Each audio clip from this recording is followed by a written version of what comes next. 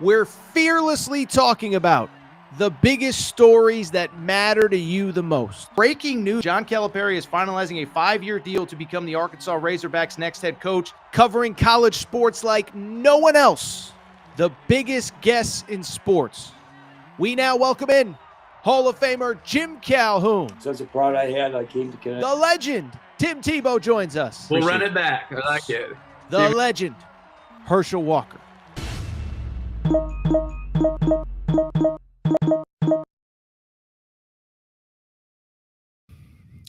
Welcome in, everybody. Thursday night edition, Aaron Torres Sports Podcast. I'm your host, Aaron Torres. Hope everybody's doing well. Hope everybody's having a great day. Hey, I got a question. What is that I smell? Oh, what is that I smell in the air? Oh, it's football. That's right, baby. Football. The Hall of Fame game is this evening. For people listening on Thursday, you will already know the result of Chargers-Lions. But man, oh man, it feels so good. Football is here. We got a loaded show. We were going to do all football, and then I saw a piece of basketball news that we'll get to at the end.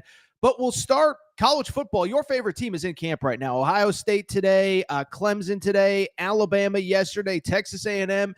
What we're going to do, the 5 biggest storylines in college football heading into training camp. I know we could do 20, but I'm going to keep it to 5 just so we don't do a 2-hour show. From there, did you see this report about Arkansas?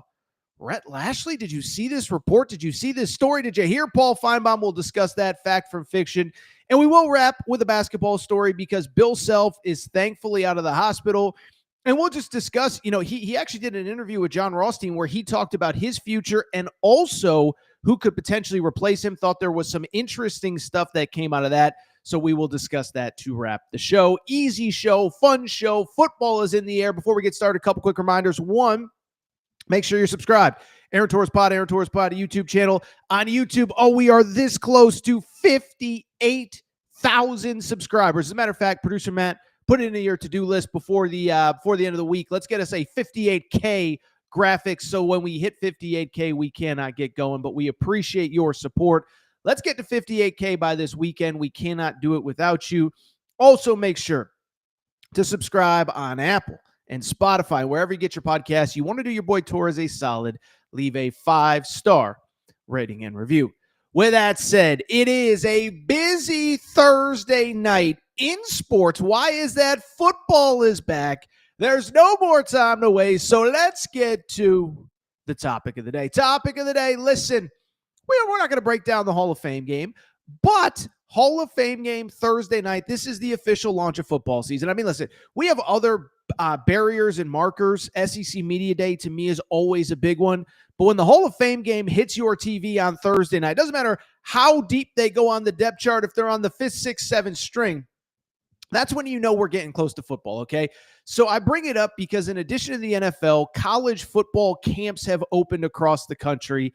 And what I want to do is just spend about 10, 15 minutes talking about the biggest storylines, in my opinion, heading into fall camps, which, again, have basically opened everywhere in college football.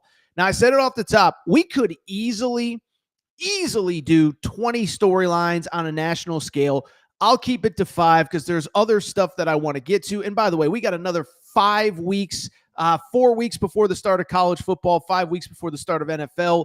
And so we got plenty of time to talk about all of this, but let's get to what I believe, in my opinion, are 5 of the biggest storylines as we are now in fall camp in college football. Number 1, listen, it's Penn State. We could start with Georgia. We could start with Texas. We could start with the defending champs, Ohio State. But this year, Penn State, it's kind of natty or bust. It's kind of deep college football playoff run or bust. And it's funny, I was thinking about this. The narrative all offseason has been, okay, Big Ten catching up to the SEC. Maybe at the top, they've surpassed them. Michigan won a title 2 years ago. Ohio State won a title last year. And really the bedrock of those runs was 2 teams that really used NIL to basically retain a lot of really good players that easily could have gone to the NFL. And so I bring it up because that's been the story at Penn State since really January when they lost to Notre Dame in the college football playoff. And all of a sudden you look up and most of their best players decide to come back. Drew Aller, the quarterback, comes back. 2 running backs, which have each rushed for 1,000 yards in their career. Katron Allen and Nicholas Singleton are both back. They use the portal to go get wide receivers. Kyron Hudson, USC, Trebor Pena, Syracuse. O-line is largely back intact. D-line, outside of obviously Abdul Carter, who's a first-round pick, largely back intact. And so, what I would say is you see these narratives, and sometimes you sit there and say, oh, it's nonsense, right? Then you actually see everyone that Penn State brought back, everyone that conceivably could have been drafted in the NFL draft, and it really does feel like national championship or bust in Happy Valley.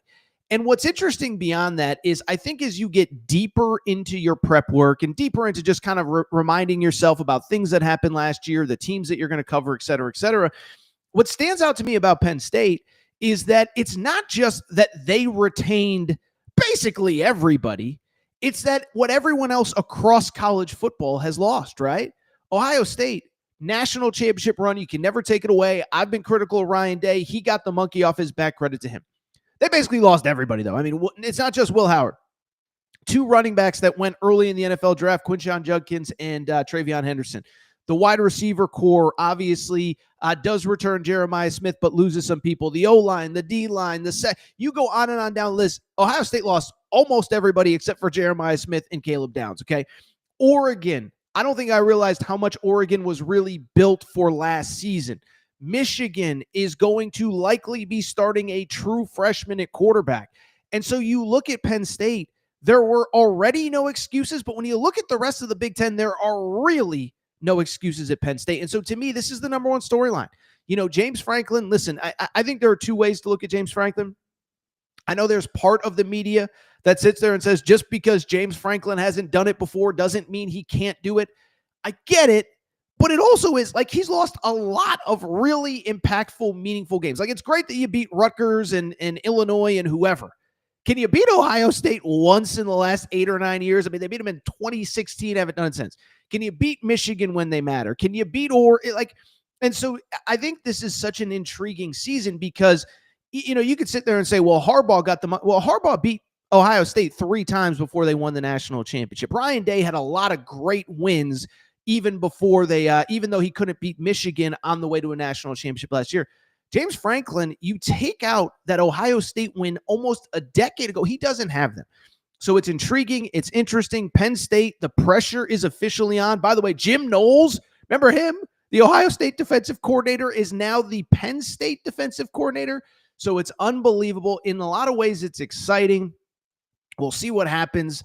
I think it'd be great for college football if they make their run. But you got to do it, Penn State. It's now or never. Put up or shut up. We'll see what happens. By the way, Oregon at home, Ohio State on the road. Can you win 1 or 2? Like, that's the other thing really quick, and I promise we'll get to other stuff. But it's not just that it's national championship or bust. It can't be you're 10-2 and beat nobody and get in as the 11 seed. Like, can you beat somebody that matters in the regular season? Give people hope going into the college football playoff. Remember, even when they made the college football playoff semis last year, they beat Boise and SMU to get there. They lose to Notre Dame in the semifinal. Number 2, let's talk about another college football playoff team for a year ago. This is one that I'm actually intrigued by. It's the Clemson Tigers. And listen, let's start with a little bit of a mea culpa. Let's start with owning stuff when you get it wrong. And let's start with Dabo Swinney. Listen, I've been a critic by the way, shout out to Torres. I'm wearing my Clemson orange today just to show Dabo Swinney how terrible I feel for all the criticism of the last 4 or 5 years, okay? But in all seriousness, we've all been critical. Doesn't use the portal, wants to develop players in his program, doesn't really use NIL to recruit high school players. It's just an old-fashioned way of doing things. And really up until last year, it felt like the wrong way in this new world to do things. Well, all of a sudden, Clemson beats SMU in the ACC championship game. They go to the college football playoff. I think it's easy to forget. They moved the ball about as well as anybody in college football on Texas last year. They just couldn't get defensive stops. Well, now they bring back virtually every impactful player off that team. They got NFL dudes across the board. Cade Klubnik is a third-year starter in that system. And this feels like the best Clemson team that we've seen since that 2018 team with Trevor Lawrence, Christian Wilkins, who's certainly been in the news the last couple of days if you paid attention. this is probably the best team they've had since then. And so, one, I'm super intrigued by just Clemson as an entity. This feels like in this changing world, listen, we said 3 years ago that Clemson was never going to be in this position again. Well, they are. We're recording before the first AP poll comes out. I think they will be an AP top 5 team coming into the year. You also do wonder, though, if in this portal NIL world, if this is kind of the best last chance for Clemson, are you ever going to have a scenario again, 30-year starter in Cade Klubnik, NFL dudes all across the defense? Maybe that's not as much of an issue. Wide receivers are good as well.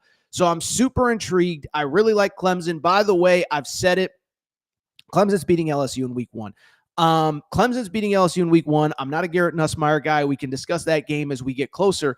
But I'd also add this, too. What I think is interesting about that game is Clemson, I think, can make it a statement for the entire ACC that could carry weight all year, and I think could carry weight into the playoff. Clemson, you could argue, has 2 of the more important games on anybody's schedule. LSU at home to open the season, South Carolina on the road to end the season. And it's kind of like what I just said about Penn State. I think for the ACC's reputation in this world as we get deeper that is becoming an SEC Big Ten world, what a statement it would make if Clemson could go 2-0 against the playoff, maybe as an ACC champ going 0-2 against the SEC. So I think it's kind of important as we are in this Big Ten SEC world, if an ACC team can make a legitimate run at a national championship, how it would change the narrative for that entire league. So Clemson is number 2. I really like them as they get ready for a very intriguing year. And that is my number 1, by the way. I know everyone's fired up about Ohio State, Texas in week 1.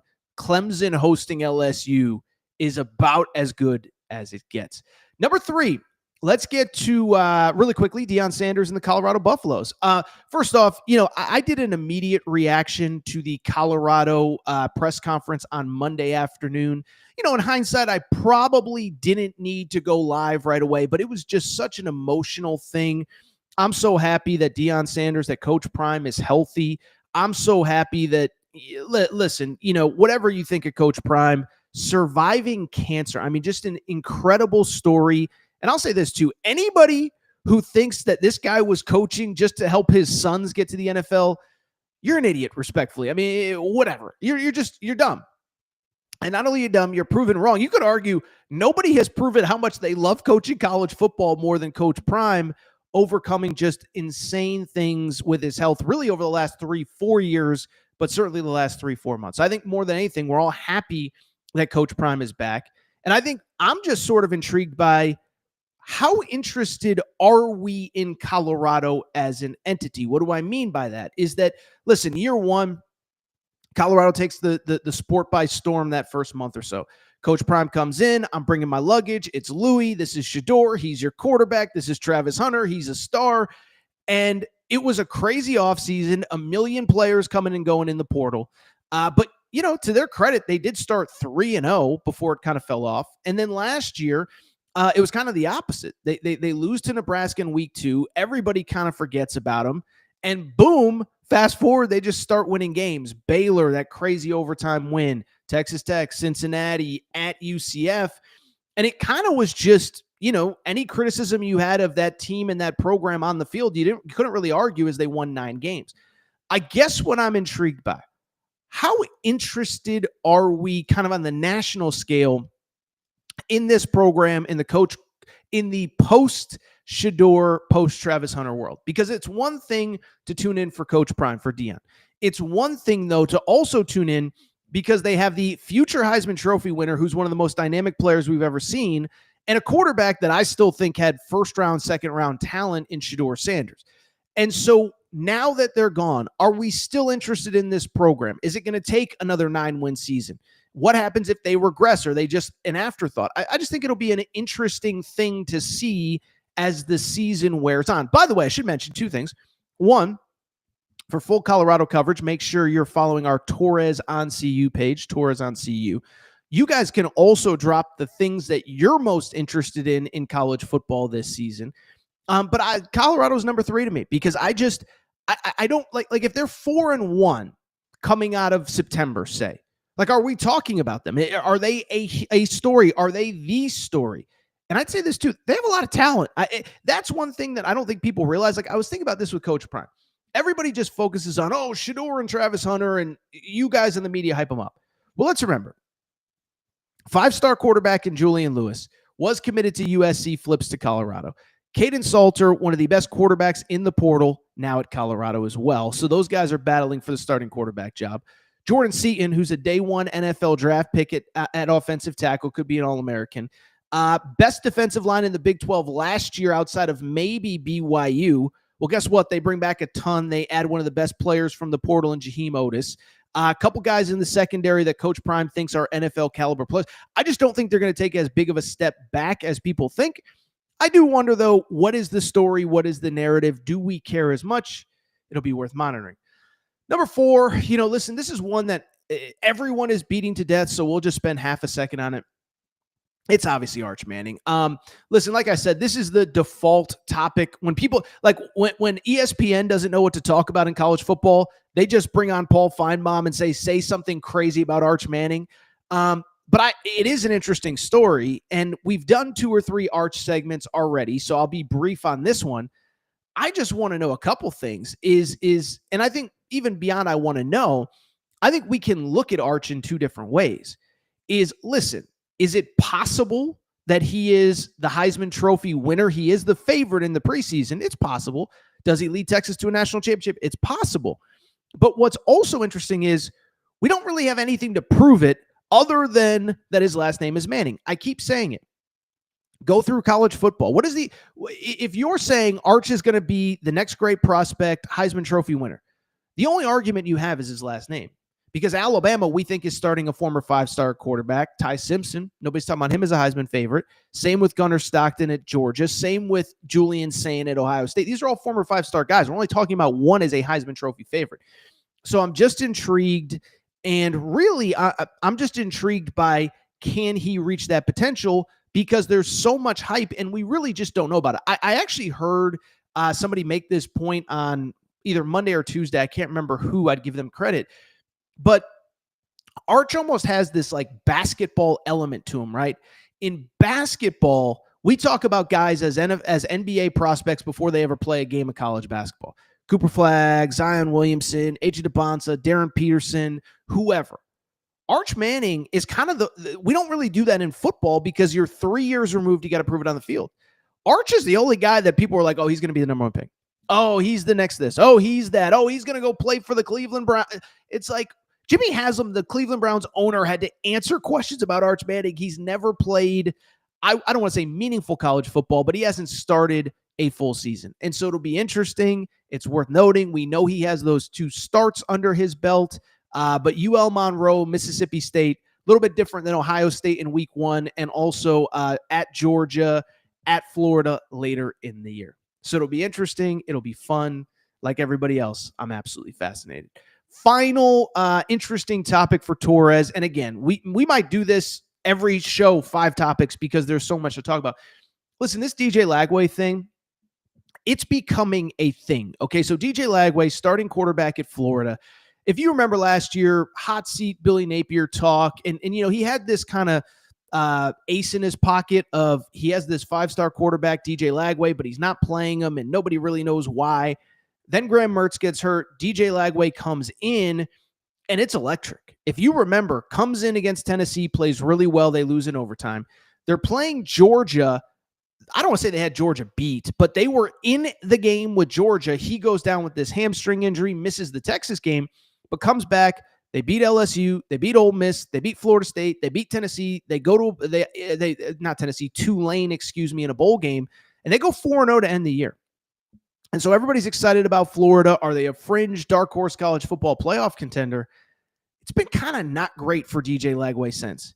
Didn't throw for most of the spring with a shoulder thing. And then practice opens. He's in a walking boot at Florida. And so, listen, you could say, oh, it's a walking boot. Hopefully he's okay. But at this point, that's 3 major injuries in like a 10-month period. And he hasn't played games since December, really. I think it was before Christmas was their bowl game. And so you're now saying that their entire season largely hinges on a guy that can't even stay healthy when games aren't played. And it was funny. I was talking to my buddy David Nuno from Texags today about the fact that, like, even if he can get healthy, what makes anybody believe that he can stay healthy over a course of a 12-game season? Listen, be clear, I hope I'm wrong. I'm not rooting for injury. But we also have to be honest, and we also have to be honest about that insane schedule. Have you seen Florida's schedule, by the way? How about a 4-game stretch late September, early October? At LSU, at Miami, Texas at home, at Texas A&M. That's a 4. They start out with 2 easy games. Then that's the next 4 games into the middle of October. Oh, and then it gets easier from there on the back half of the schedule. They only have Georgia in Jacksonville, at Ole Miss, Florida State, and Tennessee. Okay, so that schedule is insane. They need DJ Lagway. Listen, I'm not smart enough to know if he isn't healthy, what it would mean for Billy Napier's future. I think we're all just hoping that he is healthy. But again, even if he comes back, even if he runs through the tunnel on week 1, you just got to be worried at this point that he's going to be able to stay healthy for the games that matter. I hope I'm wrong. I'm rooting against myself. I hope we can do the ultimate Aaron right, Aaron wrong. Torres whiffed on this one come December or January, but it's got to be a concern at this point. It's got to be a concern. All right, so what we're going to do, we're going to take a quick break. Football, man, it feels good to talk football. All right, we're going to come back. Crazy story out of the Feinbaum show. So Arkansas, we know it's kind of a weird time for them. Sam Pittman, nobody's rooting against them, but whatever. Did you see what Feinbaum said about SMU head coach Rhett Lashley and the Arkansas job? We got to discuss that. Quick break. Be right back. All right, we're going to get back to the show in a minute, but before we do, I have so many people that reach out and say, Torres, you give me hours and hours and hours of free content every day, every month, every year. What can I do to help support the show? Well, you want to support the show and look good in the process. Make sure to check out and support the Aaron Torres Media merch store at aarontorresonline.com/merchandise. Some of you wondering, what can I get in that merch store, Torres? Well, Kentucky fans, we got our Mark Pope Hope and Pope t-shirts. That is right. Mark Pope, monster first year. Year 2 is going to be even better. Get your Hope and Pope t-shirt at aarontorresonline.com/merchandise. Arkansas fans, the Big Pig Invasion is coming. It is here. John Calipari has things rocking. Get your Big Pig Invasion tees. Again, aarontorresonline.com/merchandise. St. John's fans, we have our Big Rick Energy t-shirts.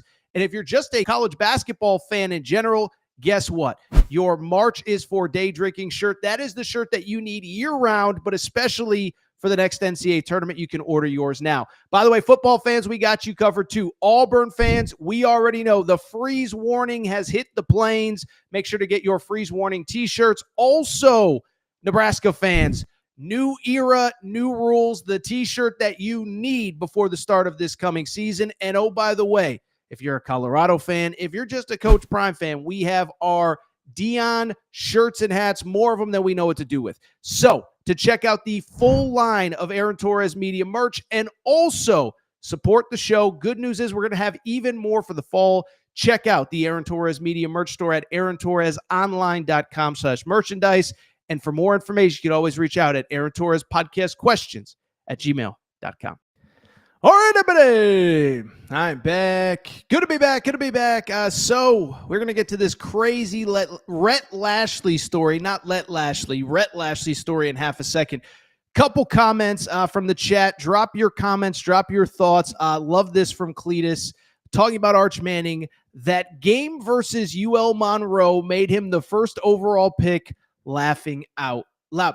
So listen, Cletus, you're 100% right, my man. You're good enough to be on ESPN because some of these takes coming out about Arch Manning are bananas, okay? My whole thing is I'm not saying that he can't be that guy, but can we see him do it against somebody other than UL Monroe and Mississippi State before we get too excited? And I know what people will say. Well, you know, whatever. Wins are wins. I get it. Here's the other thing about Arch, too, that I don't think a lot of people remember. He actually went into the Georgia game the first time when they played them at home. They benched Quinn Ewers. He couldn't do anything. Now, I know what you'll say. It's Georgia. They're elite. We get it. Here's the thing, though. For Arch and Texas to reach expectations, you're going to have to beat teams like Georgia. You might not have to beat Georgia specifically, even with them on the schedule, but you're going to have to beat those type teams in a college football playoff setting. So we'll see what happens. Not rooting against it, obviously, But I'm just saying, we're a little bit too much excitement for Arch. A couple other comments I want to get to. First of all, Cletus says this is probably one of Dabo's most important seasons at Clemson. Listen, Dabo's a made man, but what I said, I agree, Cletus, is this is kind of, it's just, I just don't know how many more great chances that he's going to have because, again, the world is changing so quickly. Now, maybe everything comes back down to earth. Maybe now that we sort of have rev share and things are sort of slowing down, I don't know. But I just know to have a team like this, third-year starter and Cade Klubnik at quarterback, has been in that system under Garrett Riley, Lincoln Riley's brother, is the offensive coordinator. I think this is their best shot, and I don't want to spoil all my preseason content. I think Clemson's got a legitimate chance to win the national championship. I said it in the first segment. I think they're beating LSU in week 1. All right, let's keep the conversation going. Producer Matt has that Arkansas logo on the screen. And so let's talk a little Arkansas football, okay? And it's a topic, I don't even know if Arkansas fans want to talk about, but it's crazy because I was thinking about this time of year, historically, as somebody who's covered college football, I used to write for foxsports.com back in the day, talk about it on this show, Fox Sports Radio, etc. This time of year, there's always those hot seat lists, right? And I think some of it is nonsense. We just talked about Billy Napier, what he has to do, DJ Lagway, Venables, Brent Venables, Hugh Freeze. These are guys that obviously need big seasons. The one that just feels like it's kind of run its course, and I know Cletus disagrees with me, it does kind of feel like Sam Pittman's run his course, and I'm not rooting against him. And I don't think we should underappreciate what Sam Pittman did, taking over a disastrous regime from Chad Morris. 3 wins in that first year, which was an SEC-only schedule in 2020. That incredible 9-win season. I don't want to dismiss what he did because it was very important what he did and when he took over, okay? But we're now 4 years removed from that 9-win season in 2021. And it just kind of feels like it's run its course. I cover this stuff for a living. I would argue it feels like there's as little juice around Arkansas as anybody. I mean, even like Kentucky, I think Mark Stoops has convinced Kentucky fans that he's motivated. And I think Hugh Freeze still has some believers. I don't know. Maybe I'm wrong, Arkansas fans. You can get in the chat. Tell me if I'm wrong. Kind of feels like it's run its course. And it kind of feels like we could be coming to an end with the Sam Pittman era. And I think some would even argue maybe we should have last offseason when you're coming off a 6-6 regular season. And of course, Sam Pittman had offseason surgery that kept him sidelined for a minute. Well, I bring it up because obviously we're not rooting against Sam Pittman, but obviously the conversation will then become who would potentially replace him. By the way, quick side note, Torres on the Hogs on Twitter. Torres on the Hogs, all your late-breaking Arkansas football and basketball news. By the way, if there is an Arkansas student watching this, we need an intern to run this account for the fall of 2025. Help me out. Work with me. Let's get you an internship credit. You can email me, Aaron Torres, podcastquestions@gmail.com. Aaron Torres, podcastquestions@gmail.com. All right, Sam Pittman. So, it kind of feels like it's run its course. The question would be who replaces him. The guy that it feels like everybody in Arkansas wants would be Rhett Lashley. Rhett Lashley, of course, played at Arkansas. Rhett Lashley, of course, was a GA there. He spent a lot of time there. He's from the state of Arkansas. Quick side note, was also the UConn offensive coordinator once upon a time. Another conversation for another day. Well, I bring it up because Rhett Lashley's been the name. At the same time, though, it feels like he's at SMU. They're coming off a college football playoff appearance. He would be totally happy staying at SMU forever. Well, apparently not, because Paul Feinbaum certainly had some interesting things to say about this topic. Admittedly, this audio's a little bit old. It's about a week old from Rhett Lashley when he was critical of the SEC a week ago at ACC Media Days. But here is what Paul Feinbaum, the mouth of the South, had to say about Rhett Lashley and the Arkansas Razorbacks job. Play it, producer Matt. A guy who made his name in Northwest Arkansas, and he's saying, and he's making fun of the SEC for only having a handful of schools winning championships. What is it? What has his school done? What has SMU done in that same time period, Rhett, other than be the only school in the history of college football to cheat so badly that you had your program get the death penalty. I mean, that's how great SMU is. So Rhett Lashley's taking shots at Alabama having won during that stretch, 12, 13 national championships, LSU winning numerous national championships. I mean, it's such an idiotic comment, especially for a guy who is begging and desperate and undermining the current staff at Arkansas so he can be the next coach there. That is very rich. Rhett Lashley begging and undermining the current Arkansas staff to get the job. Paul Feinbaum always makes headlines. This one certainly made the rounds on my social media feeds, including, yes, Torres on the Hogs. Let's break it down. Let's discuss, do I buy it? I'll be transparent. So I do buy it. Now, listen, the undermining stuff, that part, I don't know. Listen, all I'll say is this, is that all these guys have agents. Every coach in America, there's probably 5 guys that are totally content, don't want another job. Everybody else is kind of just sniffing around, trying to see what's available, what could be available, what might be available, et cetera, et cetera. And so I bring it up because do I think that Rhett Lashley behind the scenes is kind of trying to figure out, okay, could this job potentially open? What else could potentially open? Am I staying at SMU? Yes, that's what all of these guys do. I'm here to tell you. I'll tell you a quick side story, okay? I won't name the name. You might know who it is, but I know of a college basketball coach that was literally interviewing for other jobs during the NCAA tournament last year. Let me put it this way. He was interviewing for jobs he didn't even want, just wanted to leverage his other schools. So these guys poke around all the time. I'm not saying it's right. I'm not saying it's wrong. I'm saying it's the reality. Is he actively undermining Sam Pittman? I don't know. But do I believe that he would be interested in this job? I'll be honest, I totally do. And let's discuss that part of it, because here's the bottom line is, one, there are the obvious ties, right? From the state of Arkansas. I think I knew this, but had forgotten it. He actually played for Gus Malzahn in high school. Those famous Shiloh Christian teams with, Mitch Mustaine a million years ago back in the day. I think Rhett Lashley was a little bit before Mitch Mustaine, but listen, you go back to Rhett Lashley's history. He's from the state of Arkansas. He was a GA at Arkansas. He's been around that program. And I think the other thing that stands out to me is the fact that I think that, listen, I know SMU is actually a very good job. And I think the argument would be, and people would say, you're not leaving a college football playoff team for a team that's struggling in the SEC. And I think my stance on this is pretty clear, is that basically the world of college sports, we are headed towards an SEC, ACC world.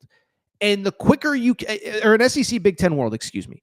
And if you are not there, listen, I'm all over the place, but the point I'm trying to make, as I'm tripping over my words here, is if you're not in the SEC, if you're not in the Big Ten, we don't know what college sports is going to look like in 2 years, in 5 years, in 10 years, in 20 years.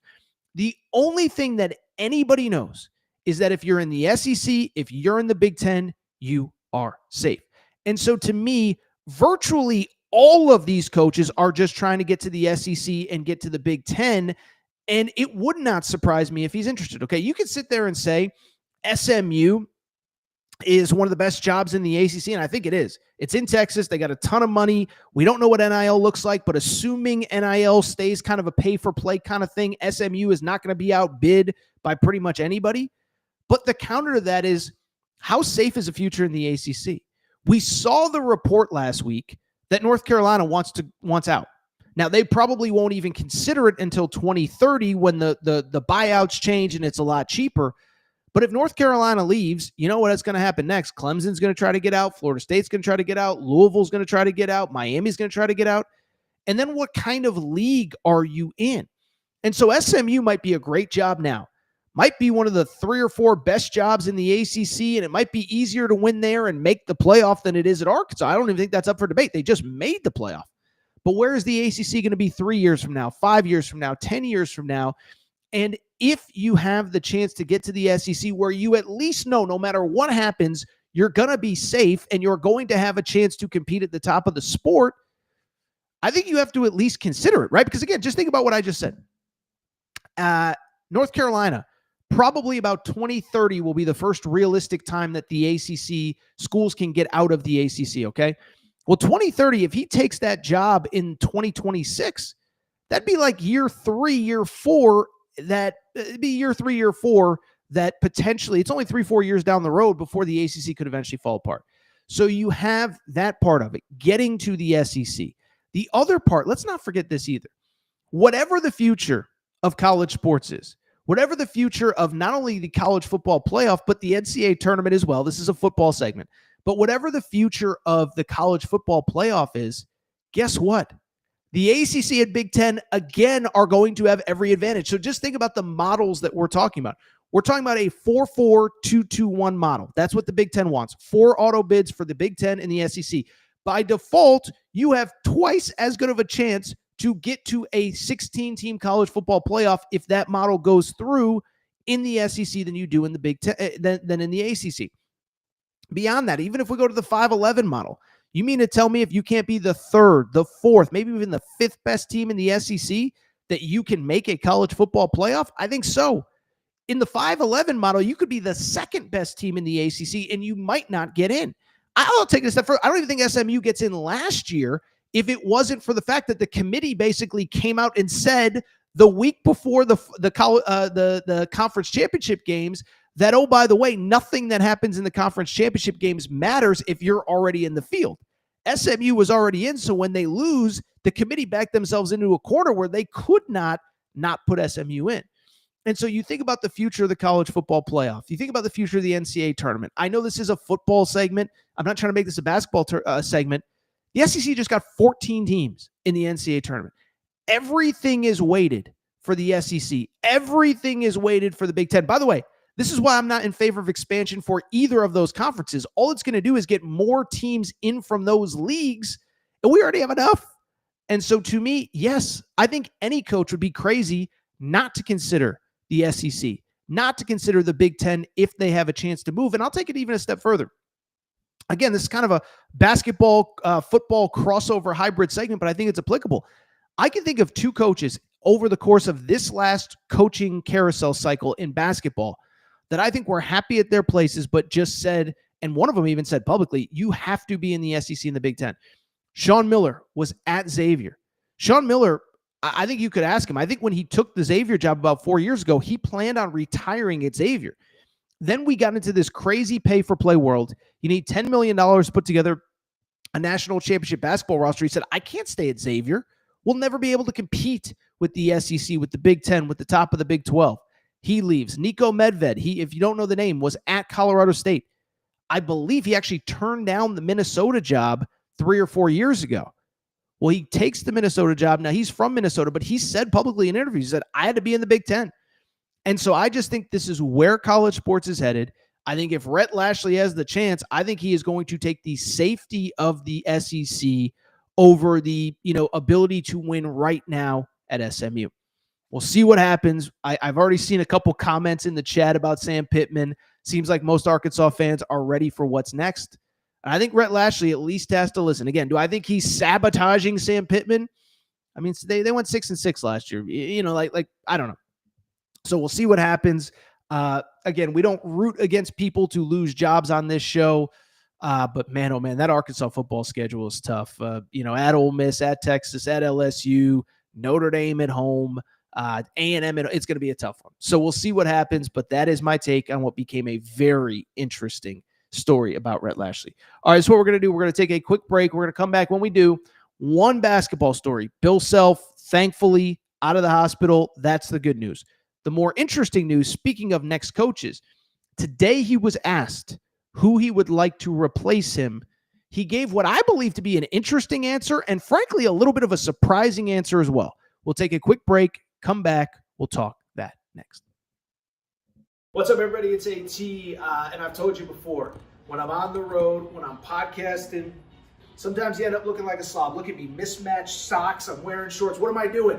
The folks at FioBox said, Torres, let's get you some fresh gear to look better when you're on camera. Well, what do you think? This is all part of the spring collection for FioBox. These jeans, perfect when I want to go to games, casual, serious, business casual, you name it. Got the quarter zip. And oh, by the way, we got this perfect zip. This is the perfect spring, summer zip that you can wear when you're out with friends. Maybe it gets a little chilly. Maybe it's a little chilly in the morning. Perfect for all occasions. So this is what I need you to do. If you like what you see, and you should, what I need you to do is visit Fioboc.com. That's Fioboc.com, Fioboc. By the way, Fioboc has a special promo code for listeners of the Aaron Torres pod. Use promo code Torres and get 20% off your purchase. Thank you again to Fioboc. By the way, make sure that you're following them on social media at Fioboc, Fioboc. Thank you, Fioboc. All right, everybody. I'm back. Good to be back. Final segment of the show. So good to be back. I will get back to the show in a minute, but before we do, you already know it's that time. We got to thank our friends. We got to thank our partners. We got to thank Collie Puffs and ColliePuffs.com. Okay, so it's that time of year. It's summer. You're also getting ready for your tailgates. And as you get ready for your tailgates, you need a snack that is both healthy but delicious, something your kids will love, something your grandkids will love. My friends, try Collie Puffs. These are the alternative, new, healthy but delicious snack that frankly is kind of sort of sweeping America. Okay, so I've told you about Collie Puff story, family-owned company, not far from where I live. Joey, huge football fan, okay? And he was sitting on the couch one day. He said, I need a snack that is both healthy but delicious, something my kids are going to love, something I'm going to love, something I can just munch on while I watch football. He came up with Collie Puffs. Baked, not fried, avocado oil, no grease, healthy ingredients. The best part is, people, though, they taste delicious. At this point, you don't have to take my word for it. You can try them out for yourself, and many of you have. As a matter of fact, so many of you have that we have a special promo code at ColliePuffs.com. So if you want to try them out for yourself, if you're not sure, this is all you got to do. All you got to do is go to ColliePuffs.com. That's CAULIPUFFS.com, ColliePuffs.com. You can also try them on Amazon as well, but if you go to ColliePuffs.com and you use promo code Torres, that's promo code Torres, TORRES, you get 15% off. Promo code Torres, ColliePuffs.com, promo code Torres, 15% off. We appreciate Collie Puffs, and we appreciate your support of the Aaron Torres pod. All right. Couple of things that I want to get to before we get to Bill Self. First of all, a lot of comments in the comments section. One, the Ed says, great to hear Torres live. I'm glad you're safe from the tsunami. I live in California, but tsunami was not close to me. Shout out to Ed. Couple other comments in the chat that I did enjoy. Cletus is on fire today. He says, we all know SMU coaches in Arkansas football go well together. That is a reference to Chad Morris. I think there's an old segment that I did at some point called Chad Morris was the most, what was the right word? Disastrous regime of my entire life covering college football. I don't know if I remember that correctly. He was bad, so I get the point. We'll see what happens with Rhett Lashley. I'll say this. I like this one from Jamie.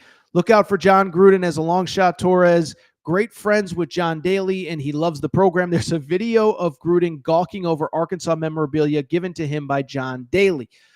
So all I'll say is this. I think John Gruden is going to coach football again. Maybe, listen, groomers, the groomers were a big thing with Tennessee about a decade ago. I think he's going to coach football again. I've actually heard, Gruden's obviously doing stuff for Barstool. I've heard Dave Portnoy say he thinks that Gruden will be coaching football again. Can you imagine the electric factory that would be Arkansas athletics with John Gruden and John Calipari as the two coaches on that staff, on that roster, on that campus? Unbelievable. America, I need John Gruden in the SEC at Arkansas like I need oxygen. I don't know what has to happen. I don't know who I have to call. John Daly, by the way, was phenomenal in Happy Gilmore 2. For anyone who says Happy Gilmore 2 was bad is an idiot. Another conversation for another day. Let's keep it going. So Bill Self. Okay, so Bill Self, first of all, apparently this interview that ran today was a week old. I got to confirm that. But all right, so Bill Self, over the last couple of days, we talked about Bill Self on Sunday's show into Monday, okay? We talked about the fact that he was hospitalized for the second time in a couple months, or in a couple years, excuse me. By the way, quick side note on this, because I had a lot of people, oh, Torres, I saw you smiling while you were talking about Bill Self being in the hospital. That was actually a comment in the comment section. Let me address this very quickly.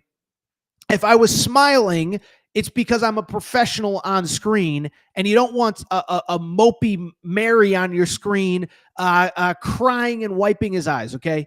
To be clear, in case there was confusion, yes, Bill Self was in the hospital. No, I'm not rooting for him to have health issues.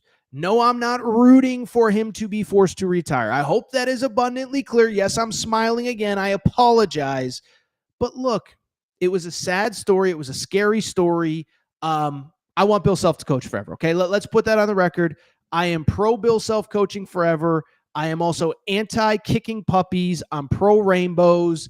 I'm pro sunshine, and I hope everybody gets rich and lives forever. Okay, so now that we got that off the table, let's go ahead and talk Bill Self. Okay, because he was in the hospital. He has thankfully been discharged, and it was interesting because on the show, it's interesting that he's been discharged. We hope he's okay. But on the show on Sunday, we did talk about the fact that, like, at this point, we have to acknowledge, nobody's around forever. Nobody's in any job forever. And I don't think Bill Self, I think there's a possibility 2025, 26 could be his swan song. 64 years old, coming off a second major health scare in 3 years. You just don't know how much he has left. Darren Peterson, maybe the number one pick in the draft, is on his roster. He actually mentioned in the Rothstein interview that he's never had a freshman like Darren Peterson. That includes Andrew Wiggins, Joel Embiid, etc. But Bill Self did address his future and the future of Kansas basketball. And he said something what I thought was very interesting. So he was asked by Rothstein. Rothstein's great. I love Rothstein. He was asked, kind of when it is time to go, what do you envision the future of this program? And more specifically, this trend of the legendary head coach handpicking his successor, a guy that almost always has ties to the school. Is that going to be you? So we know when Roy Williams stepped aside, Hubert Davis took over. When Jim Calhoun stepped aside, Kevin Ollie took over. When Dukes, Coach K handed it to John Shire. So Bill Self was asked, what is next after you leave? Is it someone that needs to have Kansas ties?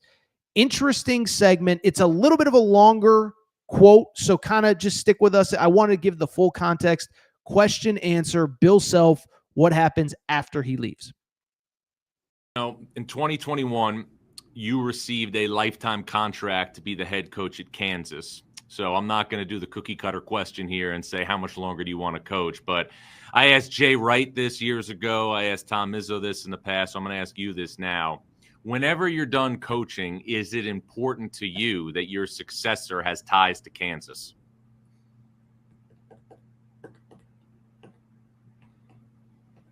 You know what I hope we hire the best guy that gives Kansas the best chance to have the best basketball future moving forward. Would I love for that guy to be one of my guys? Absolutely. Or have ties to Kansas? Absolutely. In a perfect world, yes. The answer is an emphatic yes. But at the end of the day, you know what I would probably hope? If that guy has ties, fantastic. If he doesn't have ties, go get the best guy that can, take this program, hopefully even to another level. I think that's the goal that we have. I can certainly see keep it in the family, so to speak. But the reality of it is you don't do that at the expense of taking a step backwards. Right. And right now, I think I got a guy or two on my staff that would be fantastic. But, timing's everything. And, they could have kept it in the family whenever Roy left. Right. And, I don't want to speak for others, but from my vantage point, it's worked out decent. I don't, and you look at others that keep it in the family and it's worked out great. And you look at scenarios where it doesn't work out great both ways. So I don't know that you can say positively what needs to happen before you actually know the situation and the candidates that could potentially be involved. So that was Bill Self on the future of Kansas after he leaves. I'll be honest, little bit, in my opinion, of a shocking comment, but I think it is a very good comment, and I think it is a great thing for Kansas basketball that he said what he said. Okay, so first of all, a couple things. One, and he did reference this. He said, I got a couple guys on my staff that I think will be very good. It is worth noting, we did talk about this on Sunday night show when he was in the hospital, Jacques Vaughn. So Jacques Vaughn is a program legend. You know, growing up as a kid, he was like the first Kansas star that I really remember. I'm a little bit too young for Danny Manning. But Jacques Vaughn is now an assistant coach at Kansas. And I think the thought was, former player, NBA head coach. He's been an NBA head coach. When Bill Self steps aside, he's going to be the guy that gets the job. And so I think that was the thought. But you hear what Bill Self said, and he said, look, we got a couple guys on our staff that I think can do it, but it can't come at the expense of Kansas basketball. I'm actually surprised by that, but I give Bill Self so much credit, okay? Because what Bill Self is acknowledging, Kansas basketball is bigger than me. Kansas basketball was great before me. May have heard of James Naismith, may have heard of Fog Allen, may have heard of Larry Brown, may have heard of Roy Williams. It's going to be great after me. I have a standard to uphold. And I'll be honest, you know what else I would add? I think it's kind of selfish when a lot of these coaches try to dictate who takes over for them. And I give Bill Self credit for saying nobody's bigger than Kansas basketball, and no decision is going to come at the expense of Kansas basketball. I actually love this answer from Bill Self, okay? And so a couple things. One, let's just be honest. The legend handing the program off stuff hasn't really worked, right? Villanova, Jay Wright decides to leave, gives it to Kyle Neptune, his longtime assistant. I know Kyle Neptune had 1 year of head coaching experience, had left, but he comes back from Fordham, wasn't ready, fired after 3 years, kind of a disaster. Syracuse, never forget. I mean, everybody's forgotten about Syracuse basketball at this point. They were struggling in the end of the Boeheim era.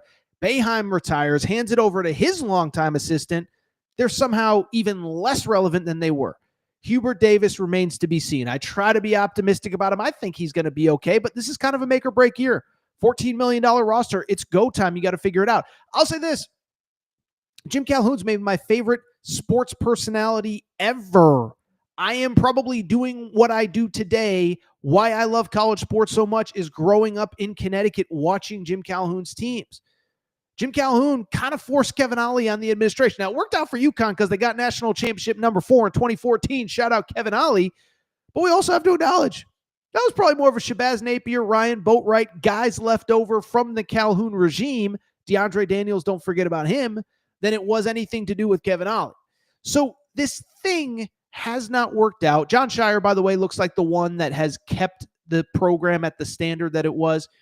But I give Bill Self credit for saying, like, no, this isn't just I get to make the decision.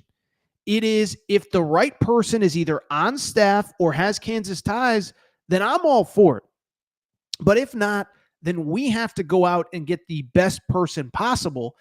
And to take it a step further, I think it's going to be so fascinating to see what happens when this job opens up.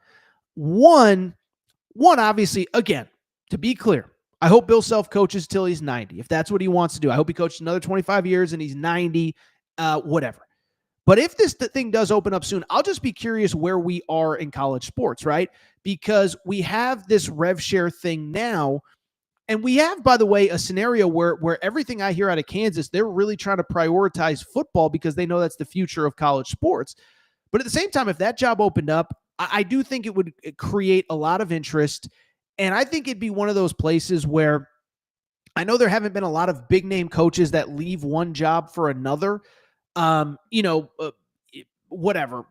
I'm just trying to think off the top of my head. Like even Kentucky, Mark Pope gets hired. Mark Pope's a great coach, but he hadn't, never won a tournament game before he got the job. The only reason I bring it up, I think somebody good would be willing to leave their job if Kansas hypothetically opened up and if they did a true national coaching search. And I think what would be interesting is, especially as we get deeper into this rev share NIL world, is there a coach that maybe right now has the support they need, but maybe can't get it year over year over year, right? So I'm thinking about like somebody like Nate Oates, right? Nate Oates has built Alabama into a juggernaut, but Alabama they didn't spend money like everybody else did this spring.